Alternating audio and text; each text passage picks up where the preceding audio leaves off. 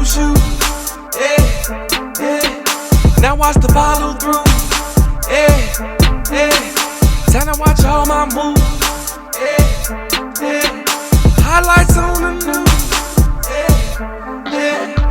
Ain't never coming second, cause I got too much to lose. I stay on my grind, and you keep doing you. Turn it up, turn it up, turn it up, turn it up. Pressure's on the way.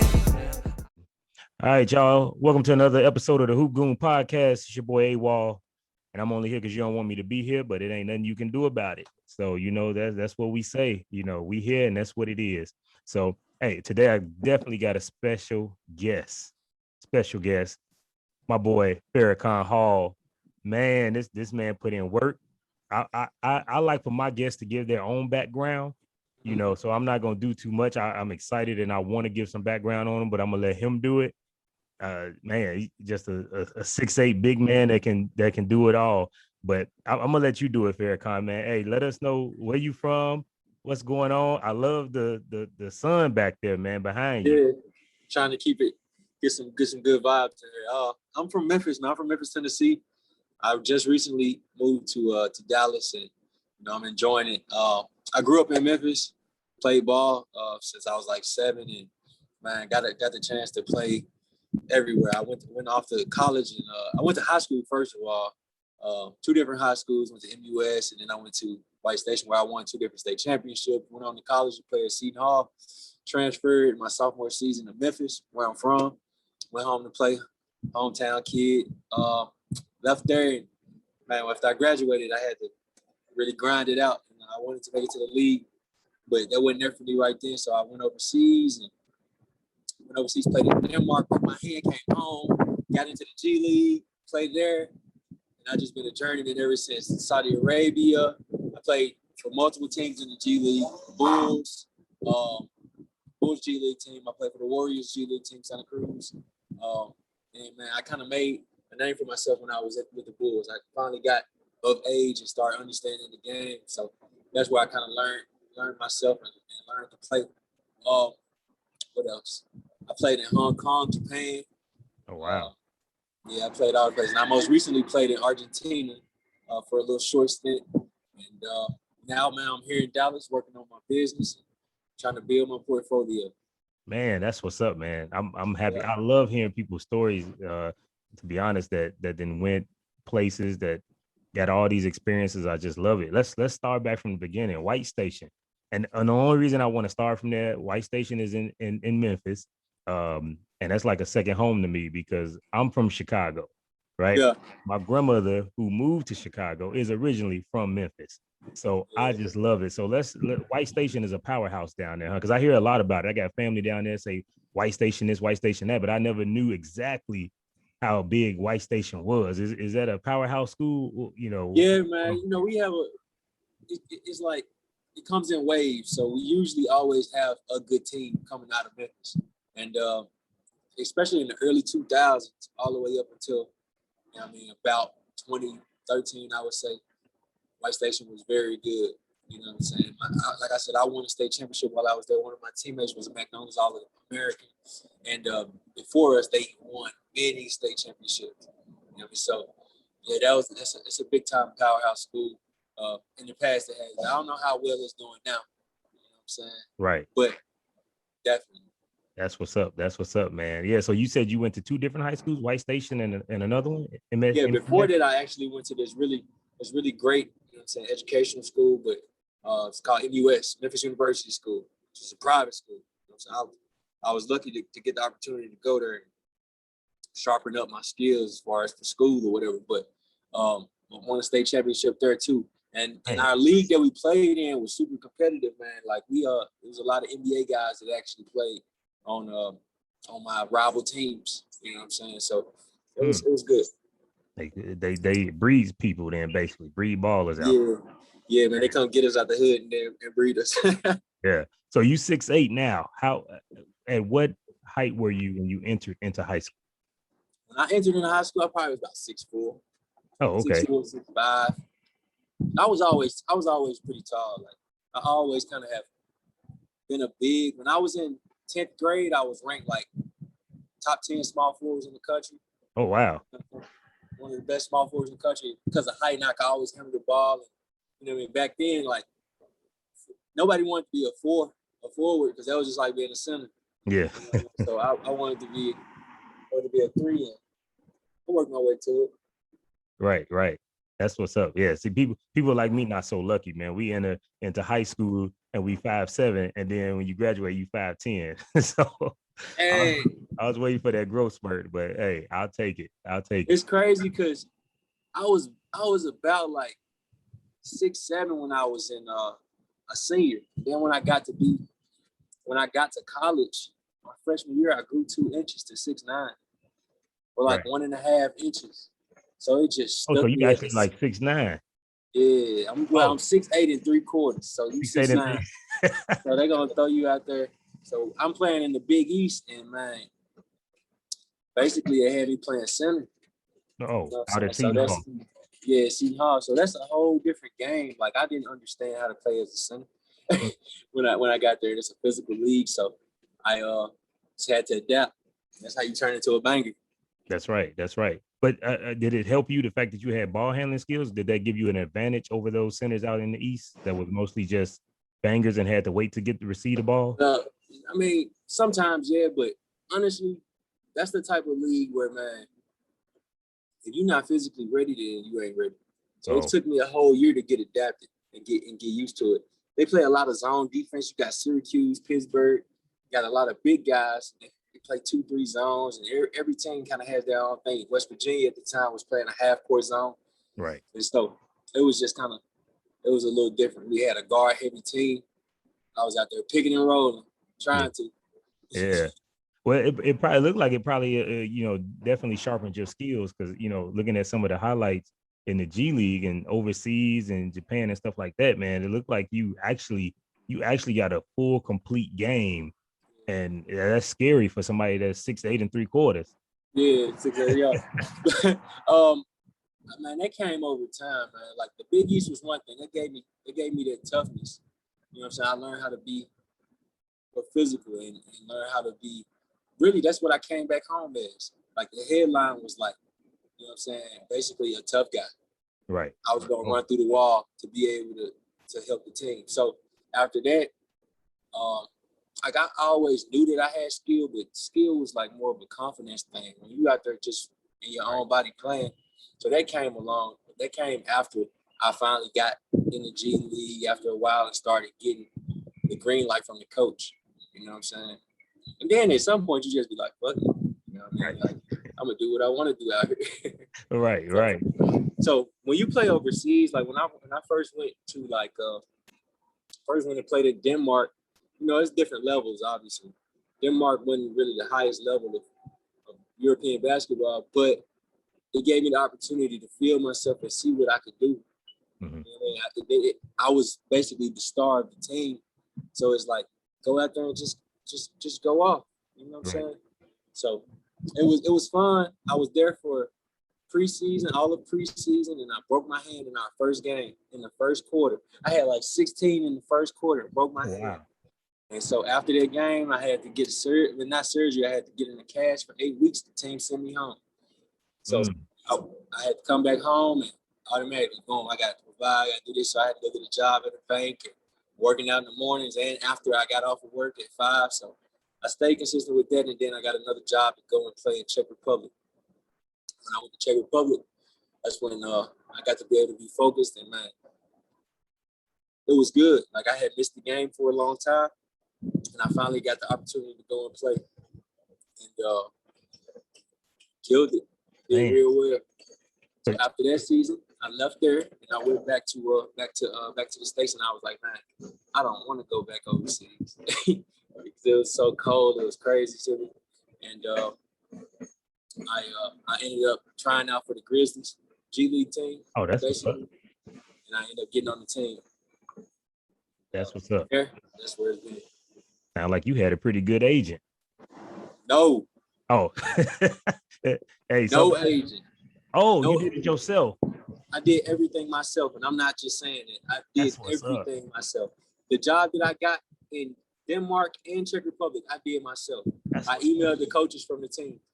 When I graduated college, man, like, don't get it twisted. When I graduated college, I averaged 0 points my senior year. Previously, before that, my junior year, mind you, I transferred my sophomore year. So that means I had to sit out half of my junior year. Right. All right. So by the time that I started playing, all right, we got the rest of this season left. And then by the time my senior season came, they recruited over me.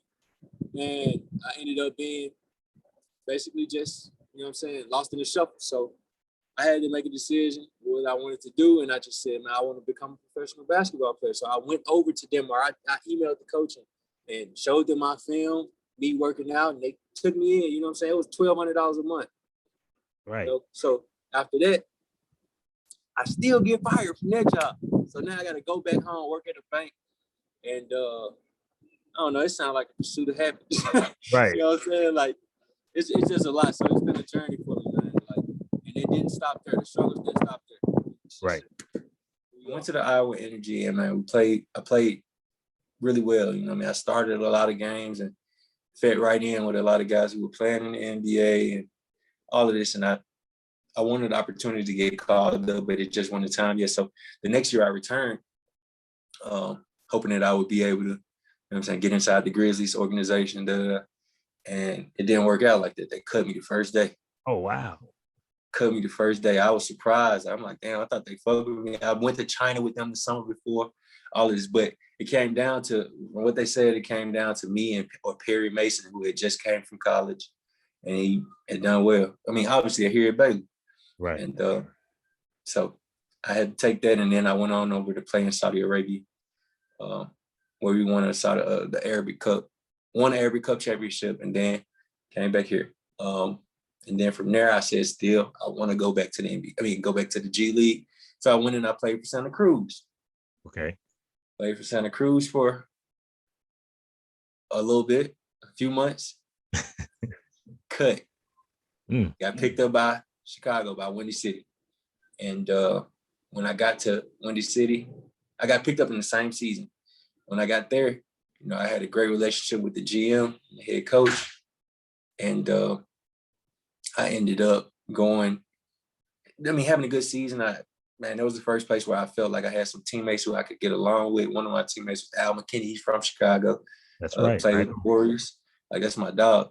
So after that season, and by this time I'm like 26, and I'm like, man, what I'm about to do? Like, I'm not getting called up. I just got cut by Santa Cruz, and I got picked up. So it was like, all right, I need to go overseas. So the agent that I was with, he put me in a package deal to go to Japan, to play in Japan. And it was a great experience for me. It was a struggle too. Money wasn't great, but I was, you know what I'm saying, I was all in it. So my team, the team that I was on, they were for like 20 years in like 16th place. It was 16 teams in the league. I was in 16th place. And that year, we were able to become the third place team. You know what I'm saying? And for a while we were at first place, and like that was a big thing for them. But the owner of the team was just super cheap, man. Like just like a tyrant. So after that season, because of the conditions, I just said I didn't want to go back, and then I just got focused on trying to go back to the G League. Made my mind up again, you know. Met my girl, and we were all in on it. And that's what we focused on. That's what I focused on. Went into the G League that season and played well. We had a really good team. So things were divided amongst everybody. Not divided, but like we just worked hard and played well together. We made it to the playoffs or whatever. And then after that season, I got an opportunity to go play in Hong Kong for the first time. So went to Hong Kong and had a great summer, experience-wise. You know what I mean? In Hong Kong, we only played like one game every 2 weeks or something like that. Maybe practice every now and then. But it was a good experience to be able to go to Hong Kong and see the world from a different lens. And then after that, returned back to the Windy City Bulls, back to Chicago, and went through another season there. And I believe that's when COVID happened. COVID came in that same season, and it ended our season early. And after that, man, I was at home in Memphis training, trying to get ready to go. And I was at home for like 10 months. Then I got an opportunity to go play in Argentina. Went there and jumped right into, you know what I mean, basically like some playoff type basketball.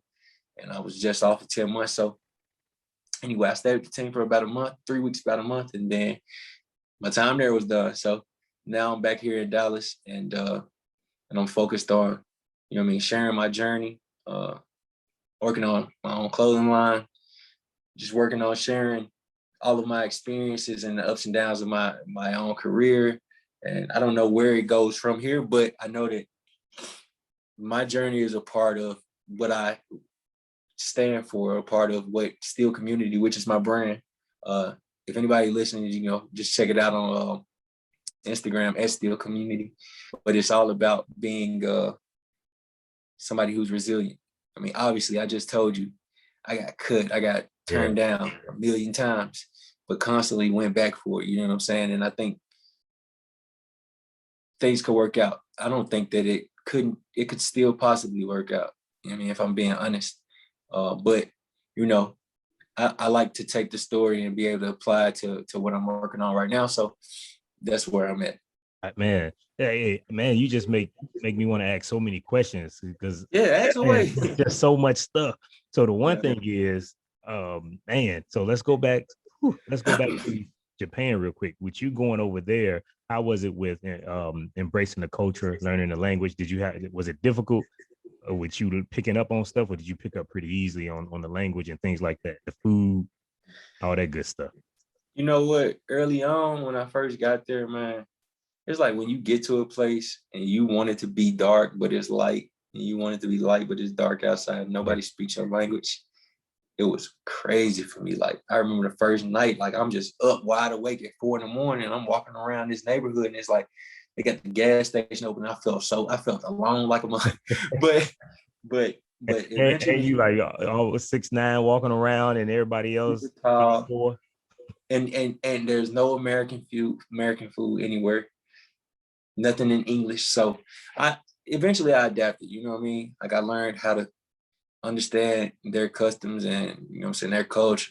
And that was a big turning point for me, just being more open-minded to people being different from me.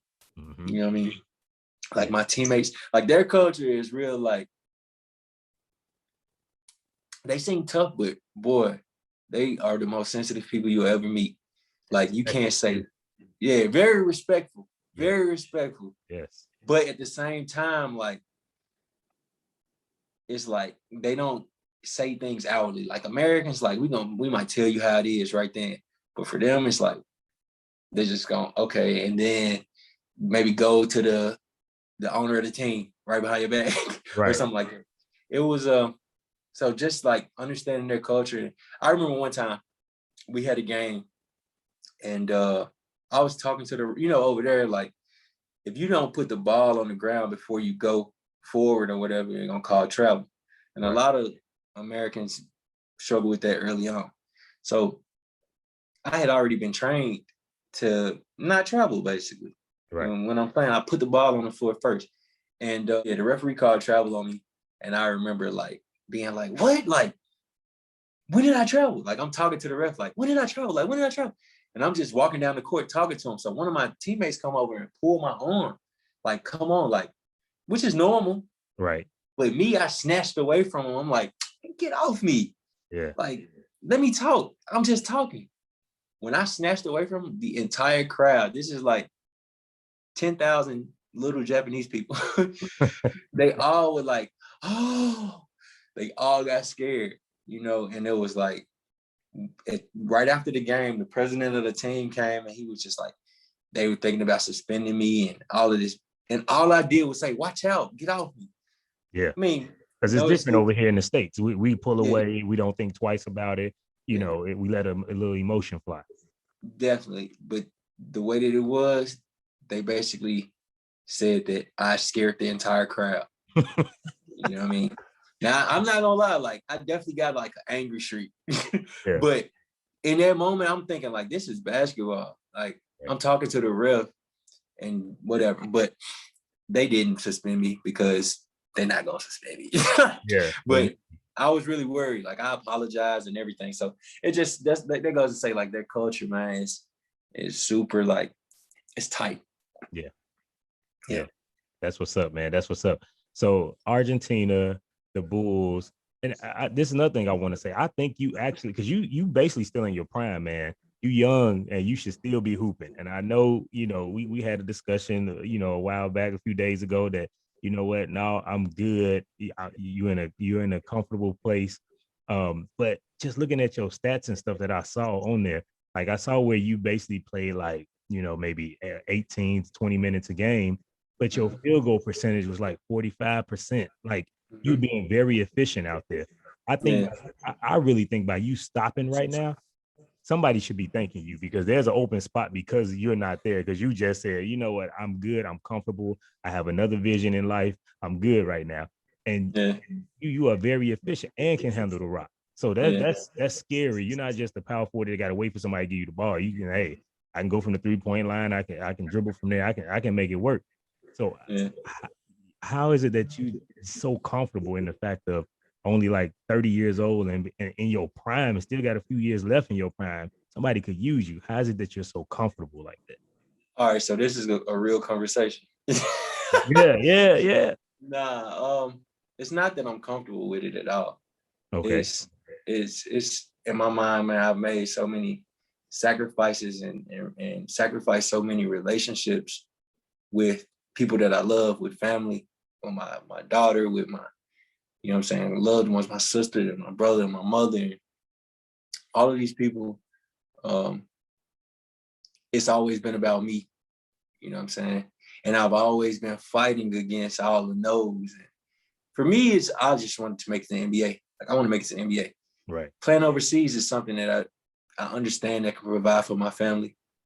But from a passion standpoint, for me, like, I'm more passionate and able to focus more when it's me doing something that I really love and I'm really interested in. So, I mean, true enough, early on when I was in Japan, like I sat in whatever that small room and I focused, and I wanted to make a career out of it, playing there in Japan, like, no problem. But, seeing my family and having conversations and ups and downs with them, it's just like, man, I really would like to be able to have something going here so that I can, be there for my family and love them correctly. My girl, like, I would love to have a future, you know what I'm saying? Like, and constantly picking up and going here and going there, it's just hard to keep your real life afloat. But that's the sacrifices we make. And the thing is, we're going to Argentina and it not working out well. A lot of guys don't understand, like, the market, the way that the market is, especially with it having had been a COVID year, and me always have played in the G League. So I played in the G League 2 years in a row. Going into COVID, after my G League season, a lot of teams were like, well, why hadn't he gone overseas? Why hadn't he played overseas? I have much experience overseas in a Europe, like, higher level European. Obviously, I can play in those levels at that level, but they just, like, there you have to prove yourself. So I wasn't getting many offers early on, you know what I mean, or not desirable offers. And then the ones that I did get were for, like, low money, you know what I mean, that I couldn't not really take care of what I needed to take care of as a man. Right. So going to Argentina was okay. It was all right, you know what I mean, pretty good money where I could be able to take care of things. But after that, after it didn't work out, you know what I mean, I come back and now I'm gonna have to go back to taking even lower offers. So now I'm gonna have to start all over again. Whatever, I go for a year and I start all over again. But I know how long a year is. I know how long a month is. When you gone, people don't see you. Like, I'll never forget, my sister told me to my face, I was gone for 10 months in Japan and I had just got back to my sister. My sister got 6 kids, all my nieces and nephews that I love dearly. She told me to my face, like, in my mind, like, you was just dead while you was gone. So, like, you know what I'm saying? That type of thing, like, just kind of stuck with me. And I love the game, man. Like I really do. Like it's hard for me I want to work out and I want to play, and I am gonna work out and I am gonna play while I'm here in Dallas and whatever. But and that's why why I just started back doing the training. But when I think about not being an athlete, like it hurts. You know what I'm saying? Like I'm not okay with not playing. It's an emotional thing. You know what I'm saying? So like now I'm not okay with not playing, and I'm not okay with just being with 30 and not continuing on. I was just talking to my friend Jeremy Pargo. I forget how old Jeremy is. He about like 34, 35. And so he want to be done or whatever. I don't know if that's for everybody to know, but he talking about it, and you know, we both were just discussing it. And man, like I said, for me, it would just be about, do I want to start over? Do I want to buckle down and start over at taking very low money? You know what I mean? Right. That's a hard thing to say because at this point, I'm 30 years old, haven't really seen great money from basketball. As much as I love it, as much as I'm proving, you know what I mean? Like my name holds weight for sure, but it's about what you can really do in real life for your family, for real.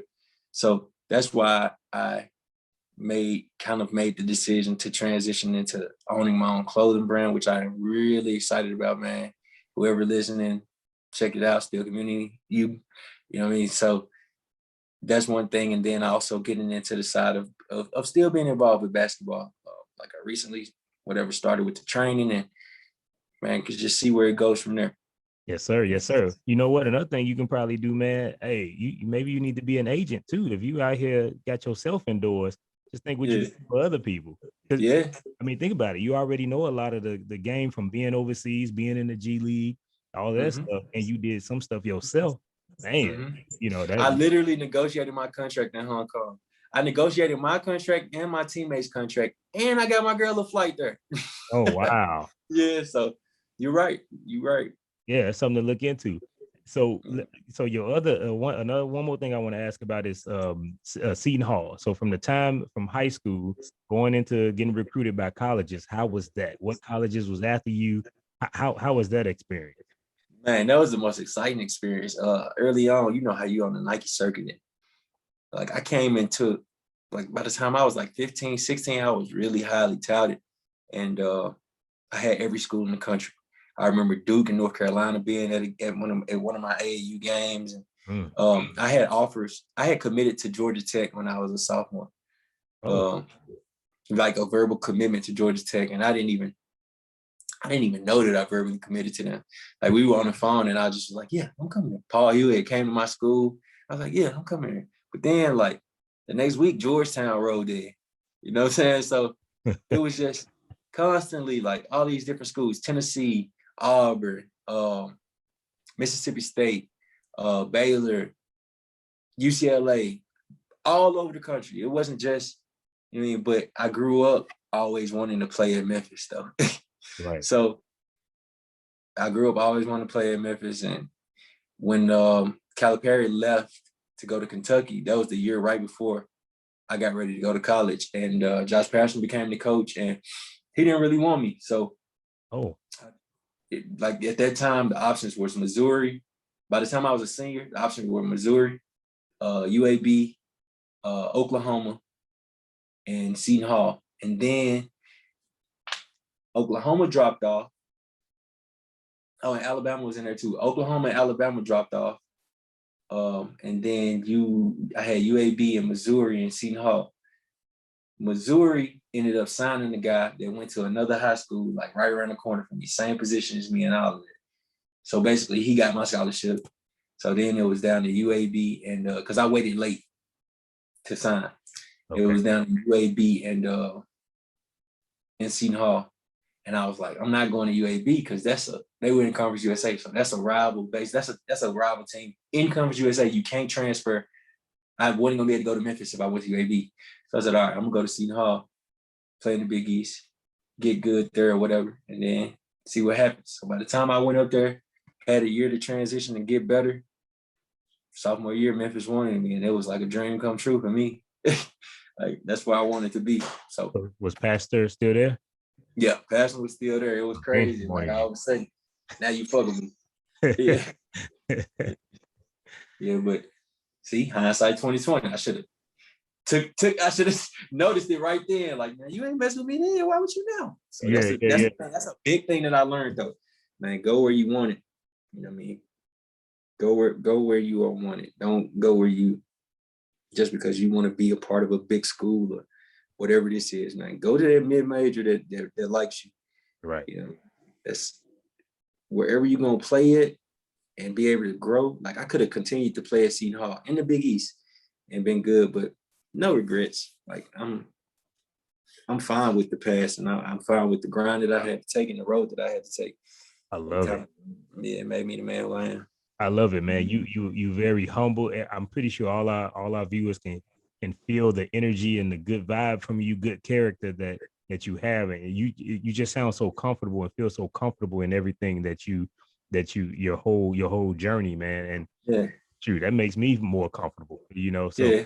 It's just like smiling, you know. You wake up, smile at your neighbor, they might smile at somebody else, and it's a trickle down effect.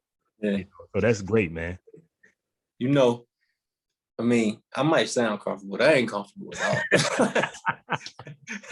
I ain't comfortable at all. Like I'm grinding right now, man. I'm scraping for my life, and that's fine, you know. Yeah. But I think that it builds character, and I'm gonna come out of this, you know what I mean, as somebody who ends up doing well. You know, everybody has their time. So right. I know what I really want. I know what I want out of life. So absolutely. So a few things before we get off of here. Yeah. Your clothing line. Give us somewhere to go that we can either follow you, your clothing line, your Instagram, just to follow you. Email. How can people get in touch with you? Your training, your basketball training.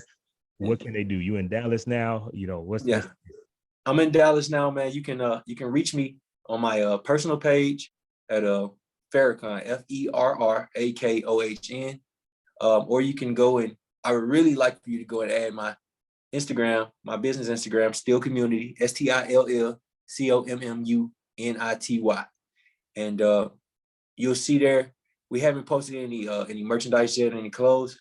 Our first drop will be this next month, middle of the month, and I'm doing a collaboration with the mental health awareness organization back home. And it's a really big deal to me. You know, through marketing or whatever, through my social media, you'll be able to see, you know what I mean, the entire rollout for everything that I've been working on. I've been working on this for about a year now, like I said, since COVID came. And I was fortunate enough to take a course basically teaching about streetwear and about fashion. And it's something that I've really gotten into, man. And it's not, and you know, a lot of people just slap stuff on t-shirts, which is cool, man. Make your money, right? You know what I mean, but for me, this is I put a lot of thought and, you know what I mean, telling my own story into my line. So the first piece is about mental health awareness, and it's just bringing light to, you know what I mean, all of the struggles that us as Black men and whatever men in general, humans, we go through, and we kind of mask it, and that's something that I wanted to just put out there. And, I mean, kind of tell a story, tell that part of the story. So every installment, every line that I drop will have a sense of storytelling in it. And check me out, Still Community, man, or Ferrakohn. It'll be on both pages, and you can hit up www.stillcommunity.com and enjoy. That's what's up, man. That's what's up. I'm proud of you, brother. Keep doing your thing. Man. Keep doing your thing. Hey y'all, as y'all know, this was Ferrakohn Hall, man. Ferrakohn Hall, appreciate y'all tuning in. Ferrakohn, I appreciate your time. On Hoop Goon podcast. You were definitely a Hoop Goon, brother. And I love it. Somebody should thank you for actually, you know, taking a step back, because that's a space that, I mean, you opened up for somebody else. So hey, it's all good. I might change my mind by the middle of the summer. So, they in trouble there. They in trouble. See. They in trouble. They better work hard. Hey, for sure. If y'all make sure y'all like and subscribe to the page, y'all make sure y'all reach out to Ferrakohn Hall on his Instagram. Hey, the man is about his business, y'all. Y'all go here, reach out. Appreciate y'all for the Hoop Goon podcast. I'm only here because y'all don't want me to be here, and ain't nothing you can do about it. But we here. Hey, y'all like and subscribe. We'll see y'all on the next one. Peace. Peace.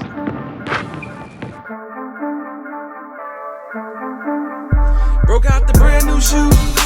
Yeah. Now watch the follow through. Yeah. yeah. Time to watch all my moves, yeah, yeah. Highlights on the news, yeah, yeah. Ain't never come a second, cause I got too much to lose. I stay on my grind, and you keep doing you. Turn it up, turn it up, turn it up, turn it up. Pressure's on the way. I refuse to fall, cause I practice every day.